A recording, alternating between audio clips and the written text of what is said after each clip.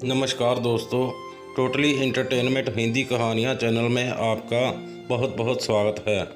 उम्मीद करते हैं आज जो कहानी हम आपको सुनाने जा रहे हैं वो आपको ज़रूर पसंद आएगी, जिसका नाम है थ्री लाफिंग बुद्धास। तो आइए शुरू करते हैं आज की कहानी।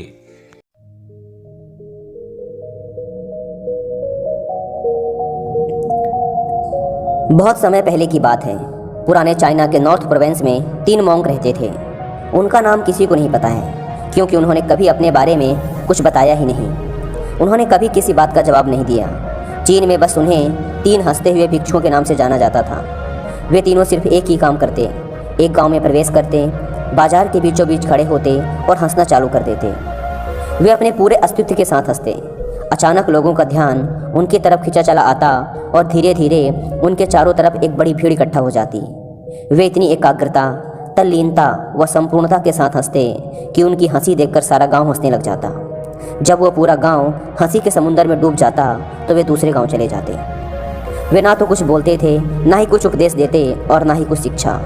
वे जहाँ भी जाते अपनी हंसी से ऐसा माहौल बना देते कि लोग अपने सारे दुख दर्द भूलकर बस हंसने लग जाते।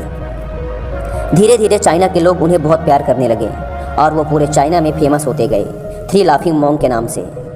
चाइना के लोग उन्हें बहुत प्यार करते, उनका सम्मान करते।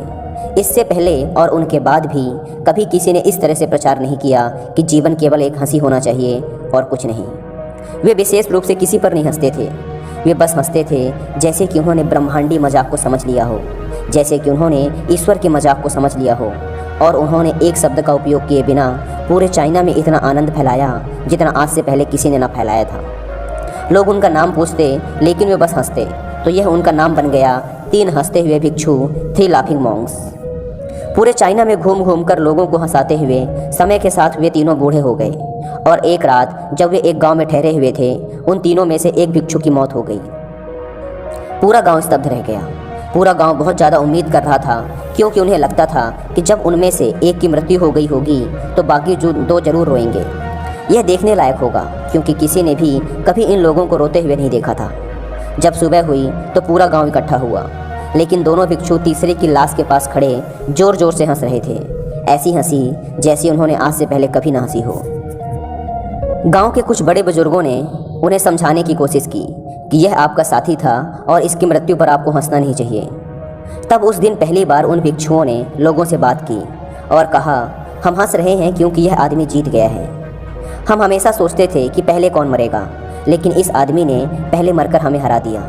हम अपनी हार व इसकी जीत पर हंस रहे हैं। इसके अलावा यह कई वर्षों तक हमारे साथ रहा।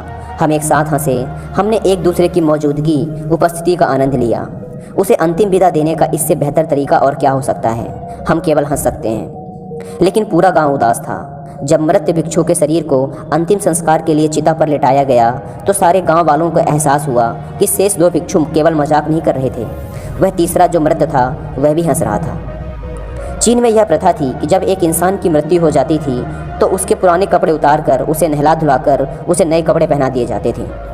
लेकिन मरने से पहले उस भिक्षु ने अपने साथियों से अपने कपड़े ना बदलने के लिए कहा था। तीसरे भिक्षु ने कहा था, मुझे स्नान मत करवाना, क्योंकि मैं कभी अशुद्ध हुआ ही नहीं। मेरे जीवन में इतनी हंसी आई कि कोई अशुद्धता जमा ही नहीं हो सकती थी।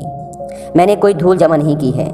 हंसी हमेशा युवा और ताज़ा होती है, इसलिए मुझे नहलाकर मेरे कपड़े मत बदलना।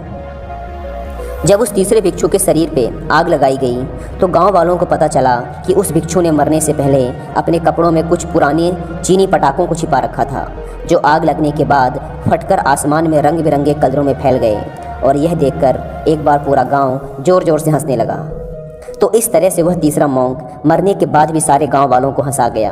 और यह देखकर शेष दोनों भिक्षुओं ने कहा, चालाक आदमी, तुम मर चुके हो, लेकिन तुमने हमें एक बार फिर हरा दिया।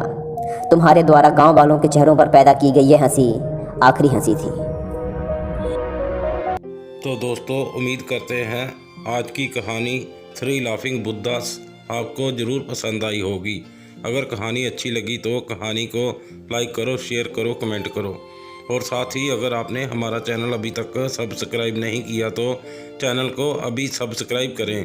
साथ ही बेल आइकन का बटन दबाकर ऑल पर कर लें, ताकि हमारी आने वाली कहानियाँ आप तक सबसे पहले पहुंच सकें। अपना कीमती समय देने के लिए बहुत बहुत धन्यवाद।